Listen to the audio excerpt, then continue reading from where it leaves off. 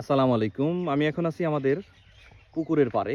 দেখুন এখানে অনেক সুন্দর লাল শাপলা ফুটে আছে। দেখেন লাল শাপলার পাতার উপরে একটি সাপ শুয়ে আছে। অনেক বড় সাপ। এটাকে আমরা আমাদের গ্রামে ধুরা সাপ বলে থাকি। তো গ্রামেই একমাত্র এগুলো দেখা যায়। দেখুন পুকুরের পাড়ে পুকুরের পানিতে এটা হয়তো রোদ পোহাচ্ছে।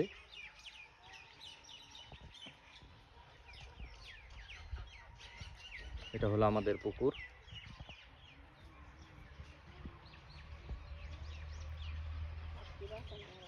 এখন সাপটি বাঁচা আছে কি নাই আমি একটু এটাকে দেখি তাড়ানো যায় কিনা। হ্যাঁ, এই যে দেখেন সাপটি এখনো যায়নি, জীবিত আছে সাপটি। সাপটি চলে গেল। তো ধন্যবাদ সবাইকে যারা ধৈর্য ধরে আমার এই গ্রামীণ